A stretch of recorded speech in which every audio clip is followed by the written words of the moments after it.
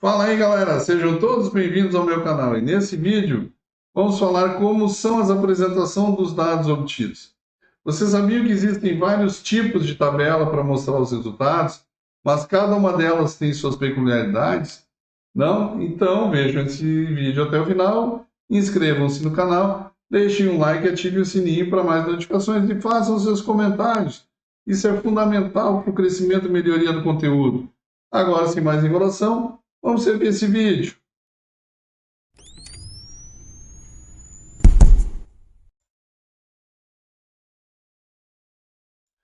Se a matemática e as fórmulas já não são do gosto dos profissionais da área da saúde, imagina analisar qual tabela deve ser usada para dar o melhor ou demonstrar o melhor resultado obtido na pesquisa. Primeiro, vou começar falando de dados e variáveis, né? Você já viu assim que os estatísticos eles coletam informações e essas informações podem ser sobre peso de pessoa, eficiência de medicamento, incidências de doenças, causas de morte, quantidade de hemoglobina no sangue, estresse, ansiedade e vários outros. Nesse vídeo, nós vamos conversar sobre essas informações e como elas são organizadas para facilitar a leitura. Porém, antes a gente tem que ter uma ideia do conceito de dados e variáveis.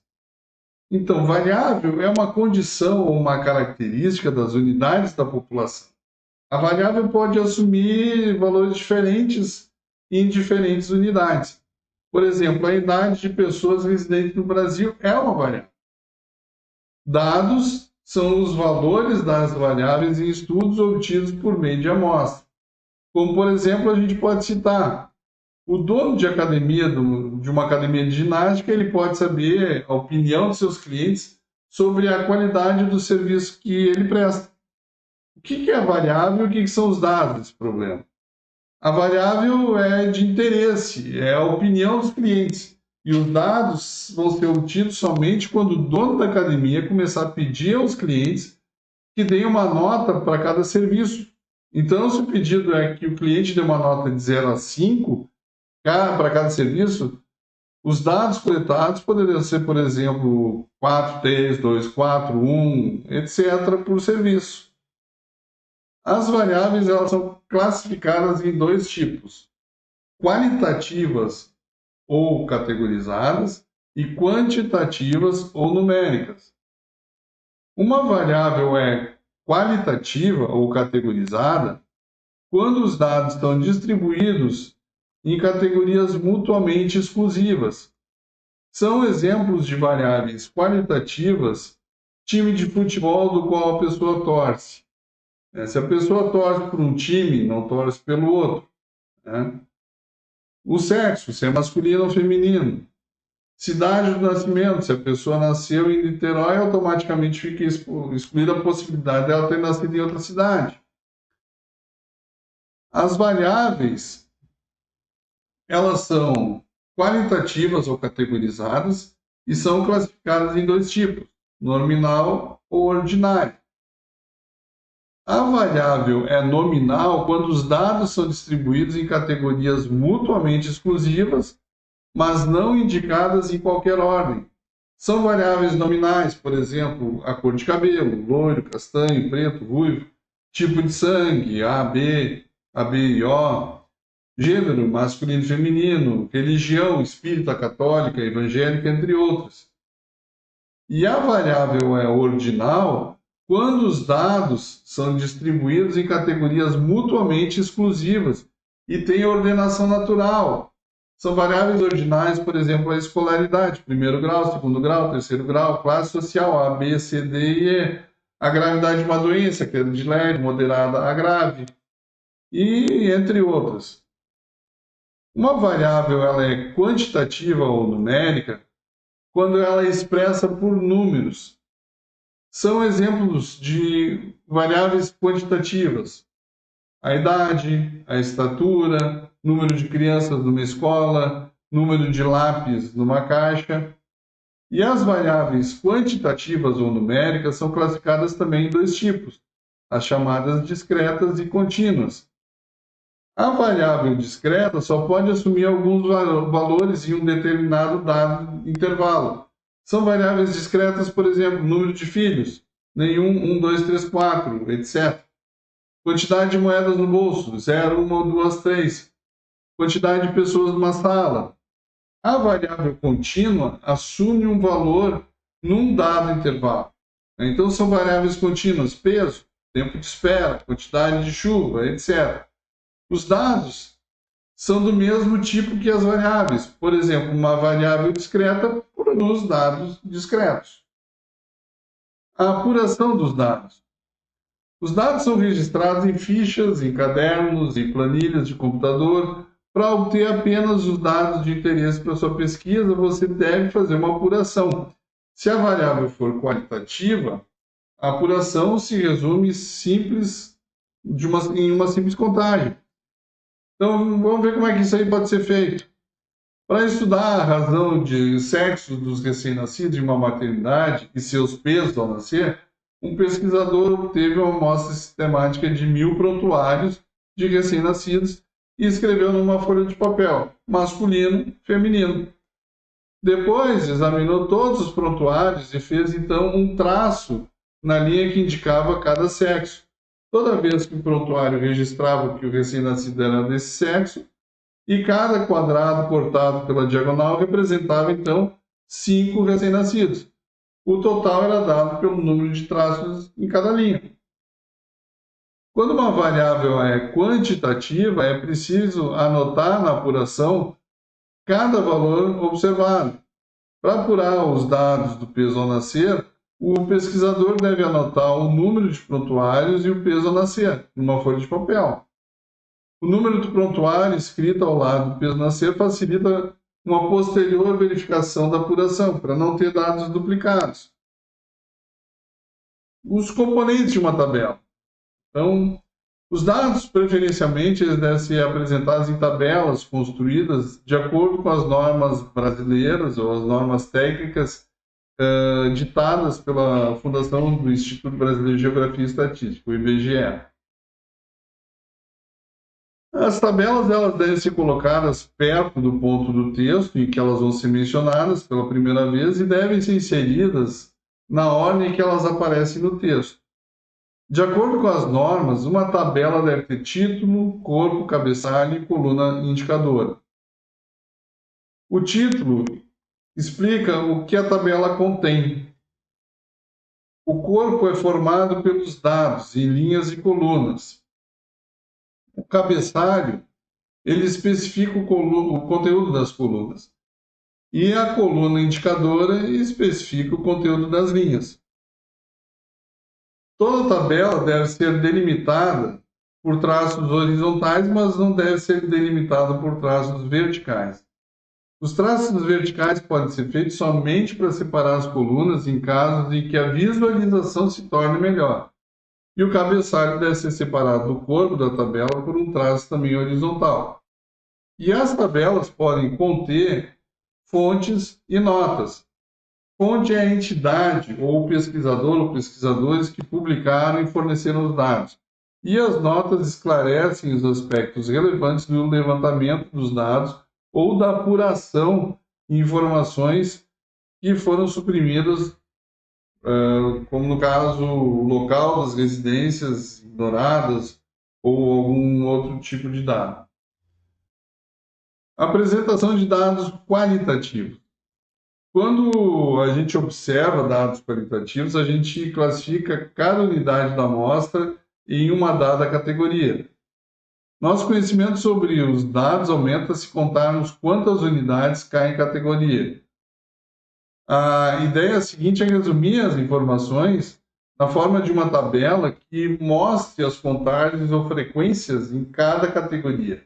Como exemplo, vamos ver uma tabela de distribuição de frequências para dados ordinais. Foram entrevistados, então, 2.500 brasileiros com 16 anos ou mais para saber a opinião deles sobre determinado técnico de futebol. Segundo as respostas, 1.300 achavam que o técnico era bom, 450 achavam regular e 125 achavam ruim. 625 não tinham opinião ou não quiseram opinar. Como se organiza esses dados em uma tabela de distribuição de frequência? Na tabela, vista aqui no vídeo, as respostas dadas pelos entrevistados, na primeira coluna, e as frequências das respostas estão na segunda coluna. E a soma das frequências, 2.500, é o número de entrevistados. Na tabela de distribuição de frequências, é usual, muitas vezes, fornecer a proporção ou frequência relativa de unidades que caem em cada categoria. Para obter a frequência relativa de uma dada categoria, a gente utiliza o seguinte cálculo. Para uma frequência relativa, a gente vai pegar a frequência e vai dividir pelo tamanho da amostra. Então, vamos ver esse exemplo, né? Uma tabela de distribuição de frequências e frequências relativas. Na tabela do vídeo, estão as respostas dadas pelos entrevistados na primeira coluna, as frequências dessas respostas na segunda coluna e as frequências relativas na terceira coluna. E note que a soma das frequências relativas, o valor é igual a 1. As frequências relativas são, em geral, dadas em porcentagens. Para transformar uma frequência relativa em porcentagem, basta multiplicar por 100. No exemplo dado na tabela que está aí no vídeo, a frequência relativa das respostas bom é 0,52. Se a gente multiplicar esse valor por 100, a gente vai ter uma porcentagem, que é 52%. Esse resultado, 52% de bom, é bem entendido pelas pessoas. As frequências relativas dadas em porcentagens fornecem a informação mais relevante, mas sempre convém também exibir o total, o tamanho da amostra, que é indicador da credibilidade da informação dada. A gente tem tabelas de contingências, né? Muitas vezes os elementos que estão na amostra ou na população são classificados de acordo com duas variáveis qualitativas. Os dados, então, eles podem ser apresentados em tabelas de contingência. Isso é, tabelas de dupla entrada. Cada entrada é relativa a uma das variáveis, né? Nesse exemplo aí, a gente vai ter uma tabela de contingência, em que foram feitos diagnósticos de depressão em 500 estudantes, com idades de 10 e 17 anos, e basicamente metade de cada sexo. Foram identificados, então, 98 casos de depressão, sendo 62 no sexo feminino, e os dados são apresentados, então, numa tabela. A gente pode observar, então, que esses dados são classificados segundo as duas variáveis, sexo e presença de depressão. A tabela de contingência, ela pode apresentar frequências relativas em porcentagens, além das frequências. O tamanho da amostra é sempre importante, porque não se pode confiar em resultados obtidos com base em amostras muito pequenas, e calcular a porcentagem também sobre alguns poucos casos. A apresentação de dados numéricos. Os dados numéricos são apresentados na ordem que eles são coletados. Geralmente, são obtidos dados relativos a diversas variáveis em cada paciente. Os pacientes são identificados nas pesquisas por números. Veja nesse exemplo, né? Aí a gente tem uma tabela com dados numéricos para estudar o desempenho cardíaco de pacientes submetidos à diálise renal. Então foram obtidos valores de diversas variáveis de interesse na cardiologia. Os dados numéricos, eles também podem ser apresentados em tabelas de distribuição de frequência. Se os dados são discretos, para organizar a tabela de distribuição frequência, a gente precisa pelo menos escrever os dados em ordem crescente, contar quantas vezes ele se repete e organizar a tabela, como já foi feito para dados qualitativos, colocando no lugar das categorias os valores numéricos em ordem natural. Esse exemplo é para uma tabela de distribuição de frequências para dados discretos. As faltas no trabalho de 30 empregados de uma clínica em um determinado semestre que estão apresentadas na tabela aí no vídeo. A partir dela, a gente pode criar uma tabela de distribuição de frequências. Tabelas com grandes números de dados não oferecem ao leitor uma visão rápida e global do fenômeno, como os dados apresentados na tabela que a gente está vendo agora. É difícil dizer como os valores se distribuem. Por essa razão, dados contínuos, desde que em grande número, eles podem ser apresentados em tabelas de distribuição de frequência. Para construir uma tabela de distribuição de frequência com dados contínuos, primeiro, a gente deve achar o valor máximo e mínimo do conjunto de dados.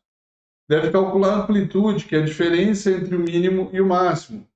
E deve dividir a amplitude dos dados pelo número de faixas que pretende organizar. No caso de exemplo, as faixas são pesos.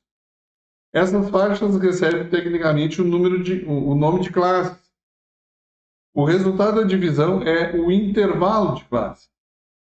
É sempre melhor arredondar esse intervalo para um valor mais alto, que facilita o trabalho. E a gente organiza as classes de maneira que a primeira contenha o menor valor observado. Então, na tabela apresentada anteriormente, o menor valor é 1,570 kg e o maior valor é 4,600 kg. A amplitude dos dados é a diferença, ou seja, 3,30 kg. Vamos definir 7 classes, então vamos calcular 3.030 dividido por 7, dá 0,433. Arredondando esse valor para 0,500, a gente vai construir a primeira classe, que vai ser de 1,5 quilos para 2 quilos. Esta classe contém o menor valor e depois constrói-se a segunda classe, que vai ser de 2 kg a 2,5 kg. E assim por diante, como mostra o esquema desse slide, em que a gente tem 1,5 até 1,999 quilos, que é o que corresponde ao símbolo fechado à esquerda, pertence à classe, e aberto à direita, não pertence à classe.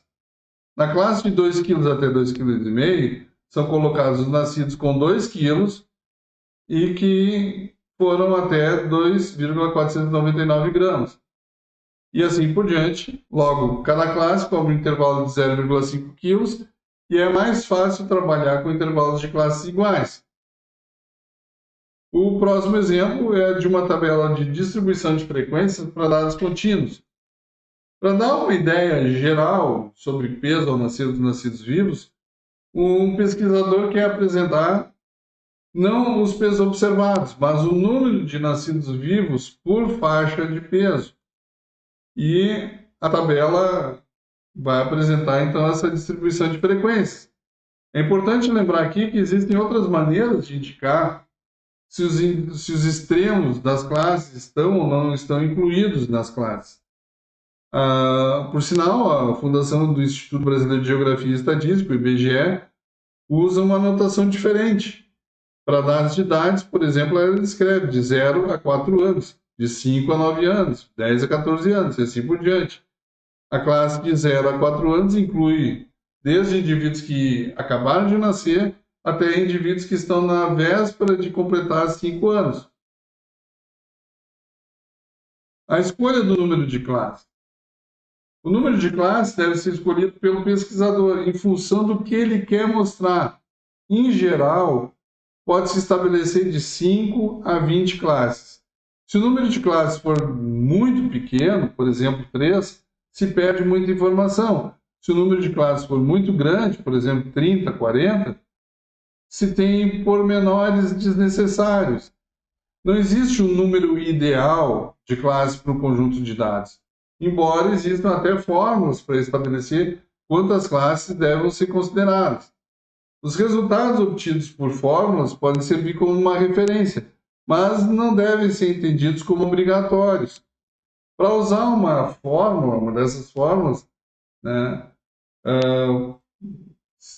se faz ele indicar um número de dados, e o número de classes vai ser indicado pelo número inteiro próximo de k. E a gente tem então essa fórmula que k é igual a raiz quadrada de n. Ou então, que k é igual a 1 mais 3,222 vezes logaritmo de n. Para entender como se obtém o número de classes por meio de fórmula na tabela do peso de recém-nascido, em que o número de amostras é 100, ao substituir nas fórmulas nós teremos k é igual a raiz quadrada de 100 ou 10. Ou a gente pode usar na outra fórmula, que k é igual a 1 mais 3,22 vezes logaritmo de 100. Ou seja, 1 mais 3,22 vezes 2. Ou 1 mais 6,44, ou igual a 7. E a gente arredonda sempre para cima. Número de classes sempre a gente arredonda para mais, ou seja, 8 classes. No próximo exemplo, a gente vai ver uma tabela de distribuição de frequência para dados contínuos com classes de tamanhos diferentes e extremo superior não definido. Para dar uma ideia geral sobre pressão sanguínea sistólica em mulheres com 30 anos de idade, o pesquisador apresentou não os valores observados, mas o número de mulheres por faixa de pressão. As tabelas de distribuição de frequência, elas mostram a distribuição da variável, mas perdem em exatidão. Por exemplo, a tabela do vídeo mostra que 6 mulheres apresentaram pressão sanguínea sistólica entre 90 e 99, mas ela não dá a informação exata sobre a pressão de cada uma delas. Bom, por enquanto é isso, e mais informações nos próximos vídeos. Bom, gente, não se esqueçam de se inscrever no canal, deixa aquele like bacanérrimo para encher meu coração de alegria. Fiquem com Deus, permaneçam bem, permaneçam seguros e até o próximo vídeo.